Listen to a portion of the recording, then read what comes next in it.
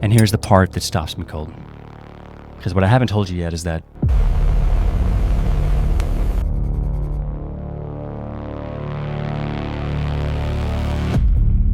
I put 10 grams of potassium nitrate and 20 of lead in an iron dish, and I let it melt.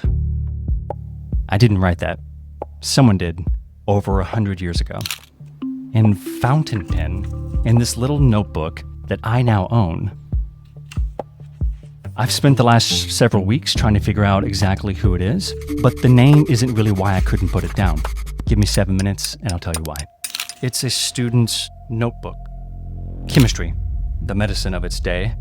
The 1 year is in the back, and it says pharmacy, 1912. There's a pharmacy student in rural Mississippi.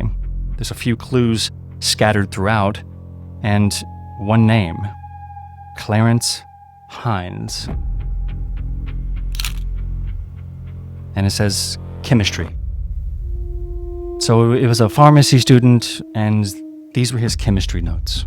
Penciled on the cover, 30722, 1912, and tucked in the back, a blank prescription form from the Cox Drugstore of West Point, Mississippi, with a telephone number 2 digits long. So March 1912, a real town, a real counter that someone stood behind. So hold that date for a second. 1912. This is 11 years before they even discovered insulin. There are no antibiotics yet. Penicillin is 6 years away from even being considered a thought. The pharmacist was often the closest thing you had to a doctor. You don't meet the author through a photograph. There isn't one. You meet him through the word I. This isn't a textbook. It's a kid narrating his own hands.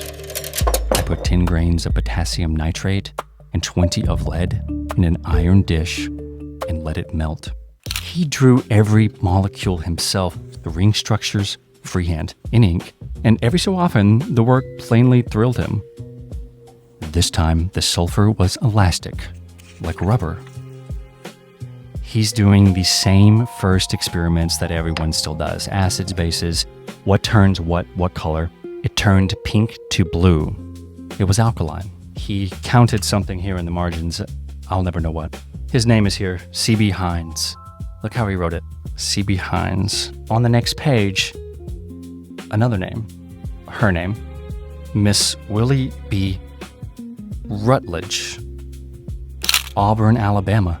Well, Miss Willie B. Rutledge in Auburn, Alabama. Well, she meant something to him. It looks like she wrote that in his notebook. And that's the thing I couldn't let go of. Not who he was, but who she was to him. And what did time do to that? I'll never know. So I went looking, and here's the case file, honestly. Alabama didn't centralize marriage records until the mid-1930s. So somewhere in a courthouse in Alabama, there are possibly undocumented, undigitized marriage records for this person. Have I been down there? No, I haven't. I have things to do. I found a Rutledge who looked right. I found some Hines that weren't him. And at some point, the trail just stops. Half of what Clarence wrote down is simply gone now.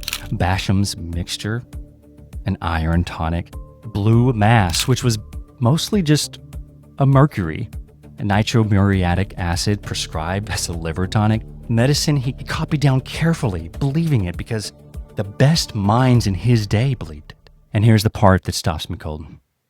Because what I haven't told you yet is that I'm enrolled in a medical school.